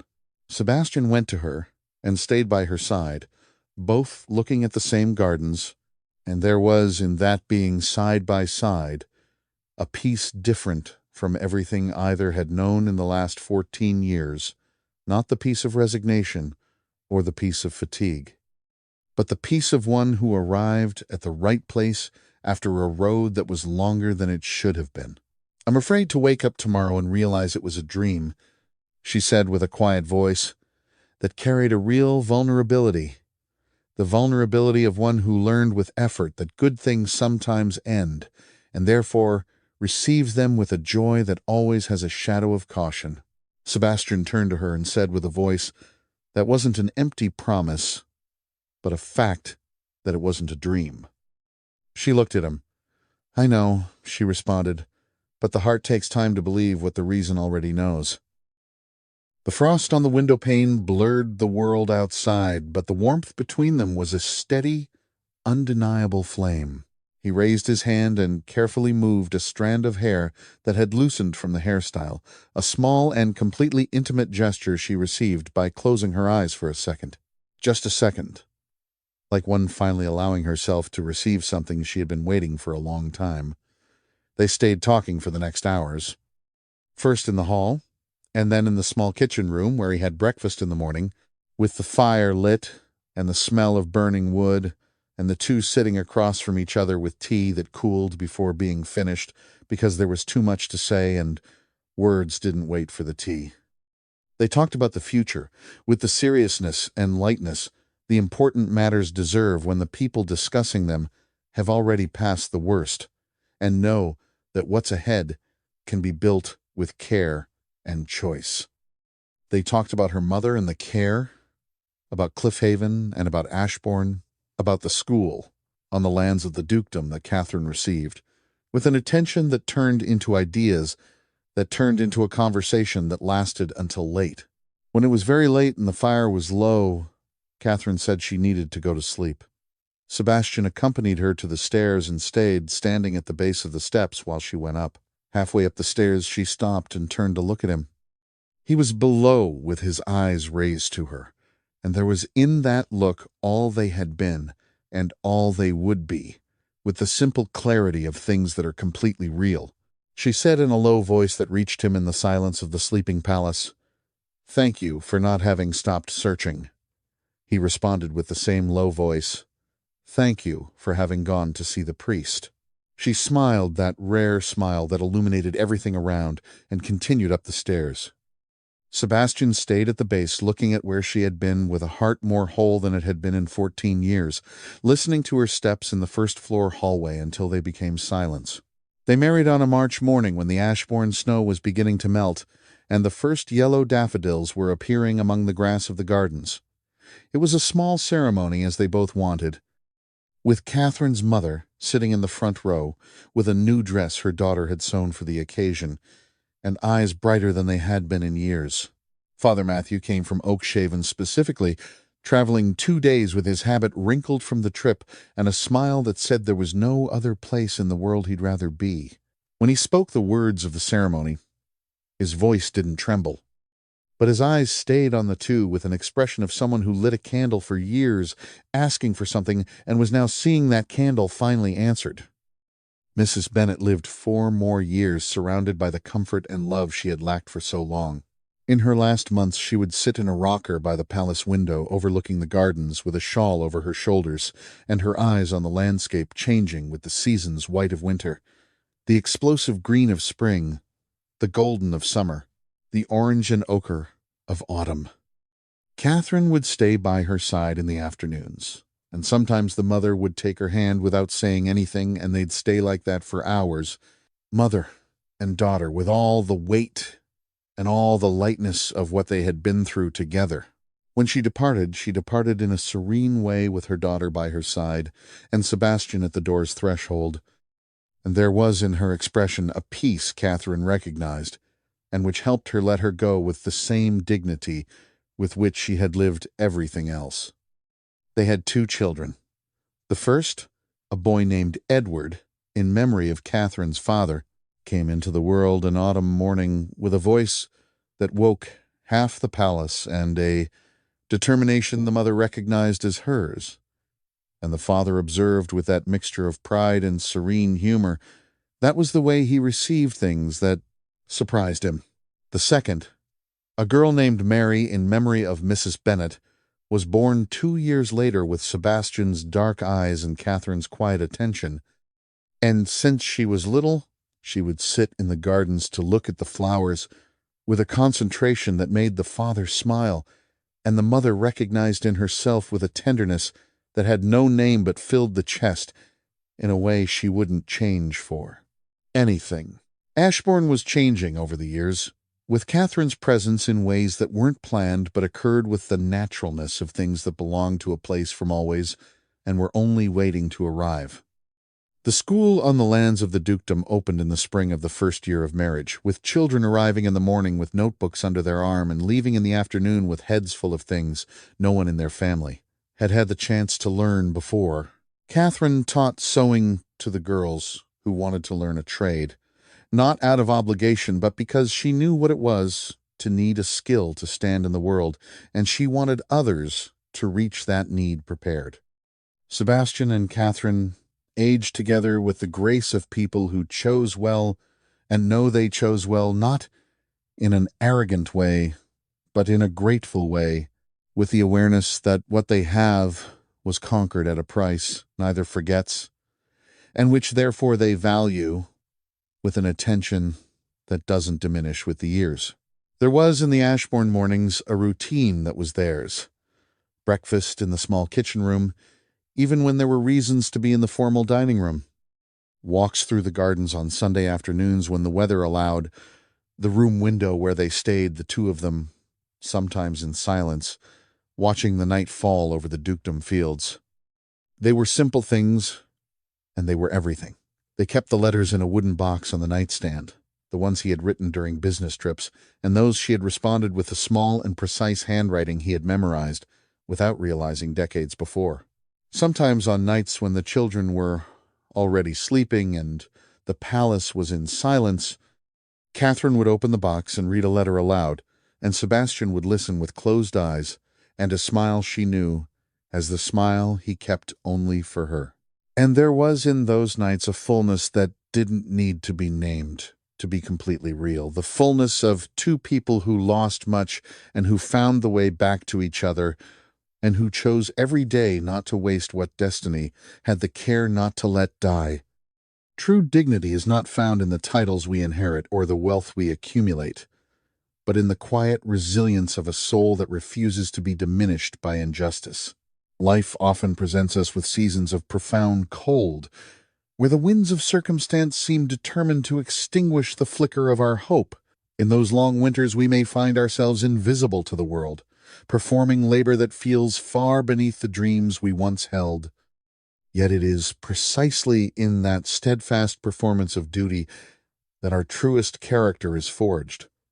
We learn that there is no shame in a hand calloused by work, only in a heart hardened by bitterness. To carry one's head high while serving others is a victory of the spirit that no decree can ever take away. We must also understand that the truth possesses a patient, inexorable gravity. It may be buried under layers of deception, hidden behind the high walls of power, or silenced by the passage of decades, but it never truly disappears. Like a seed beneath the frost, it waits for the right season to break the surface. When it finally arrives, it does not always bring the restoration of what was lost for time, is a river that flows only in one direction, but it brings the restoration of our narrative. It allows us to look back and see that the pain we carried was not a reflection of our worth, but a consequence of a shadow that was never ours to own. Forgiving the past does not mean forgetting the wounds. It means choosing to no longer be defined by the hand that struck the blow.